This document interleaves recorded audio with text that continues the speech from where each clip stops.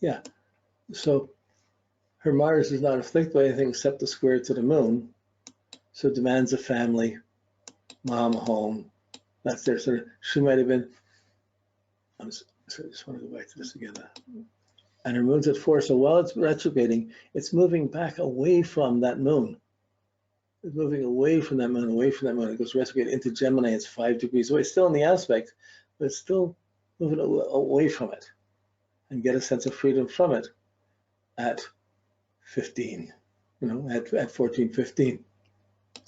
So then it moved forward again, and then it comes back to its Mars again, its own place in Mars again. It comes back to Mars in 1993. So it goes back to the starting point in 1993. So that's 32 years old. So Mars went retrograde. So that was interesting. It was right close there. Like 0, 0. I was just wondering how close to 0 is there? It is 0, 0, 0, 0. But there was a few seconds it went into Gemini. So it actually did go back right over on and off over the solstice, over the summer solstice. That's a special independent point. So that's something you'd say, oh, what was going on in your life then? What were you doing? And you get the story.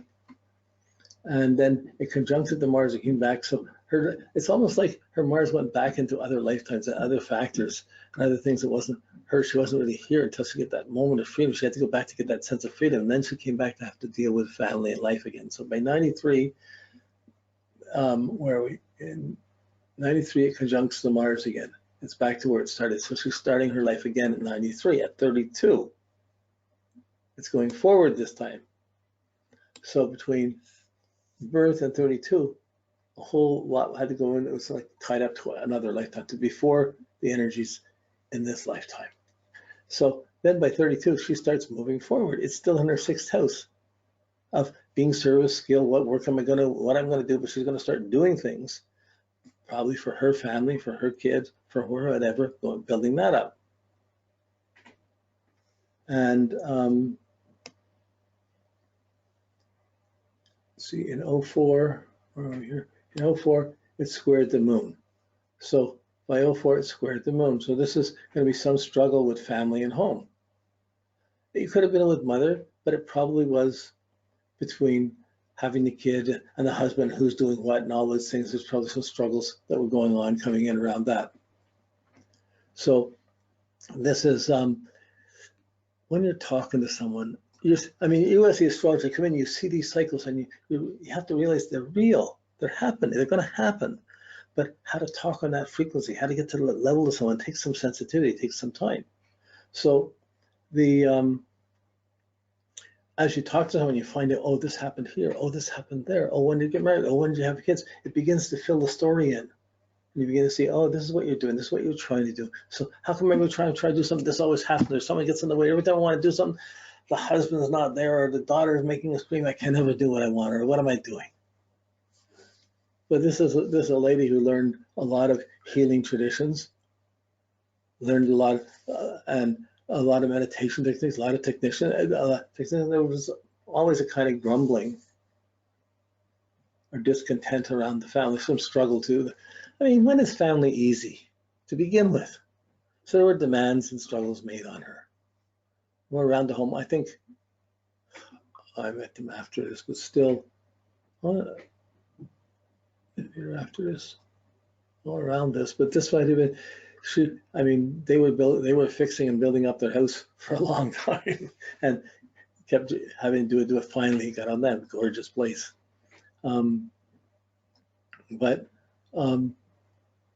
She has her sun Mars anyway. So it was a sun Mars.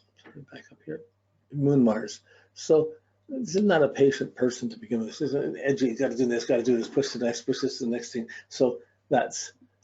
And with the Aquarius sun in the 1st house, that might be interpreted a little bossy, but this is the Mars of working. What am I going to work at? What am I going to do? Trying to fix things, trying to make things, make this better, work on this. Then in 2020, in 2020, it goes over the descendant.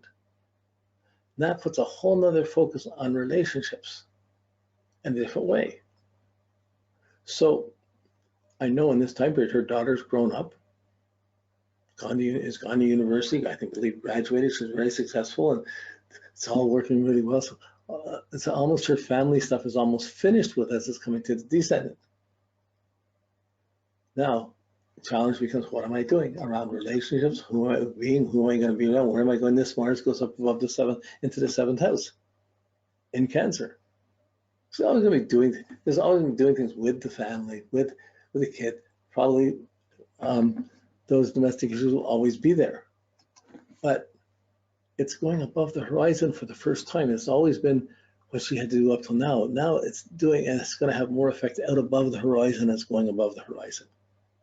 And it's not till in, I'm sorry, I better just go ahead here. In 42, it opposes Jupiter, so there's a challenge to how she understands things. And at 55, it opposes Saturn, so it's a slowing down a bit time. But that's basically, but the interesting thing with her chart is just, even though it wasn't showing in the ephemeris or in my printout, in the ephemeris it was. So in your ephemeris, but it's why it's good to, each of the stages we did, it's good to have the charts for the months, and you have the years, but every 5 years put in across the ephemeris. You have that 3 months, you have your progressions right there. And you can see that, oh, it didn't just stop at Cancer, it went back into Gemini, but you would see that. On this ephemeris, it was not as accurate to be able to do that. And why this Mercury retrograde, any retrograde when a planet slows down, Mercury, Mars, it's a really funny thing to puzzle. So there's some glitch that this didn't catch it. I'm surprised because this is usually over accurate. But anyways, it's one thing to be aware of when I put the app together to have this. Okay.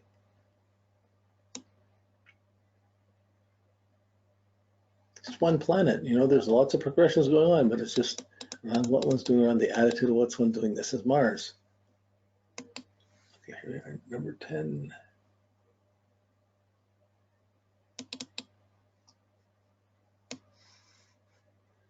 Okay. Yeah. So the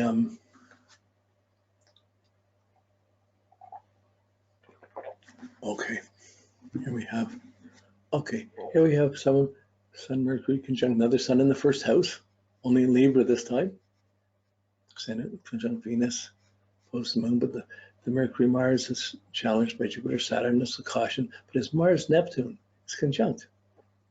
3 degrees apart. There's a strong connection, Mars to Neptune.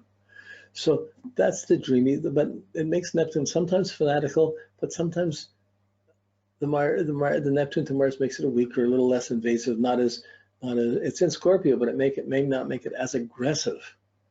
It might try to be kinder, trying to be nicer, trying to, or it can be haunted by guilt.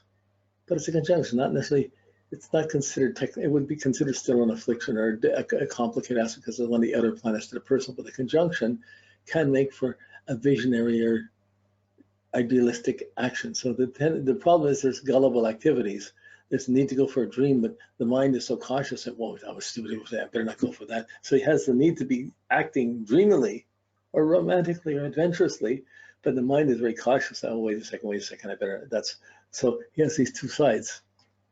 But his Mars, it just goes direct through his life. So the Mars, by progression, steadily moves away from that Neptune.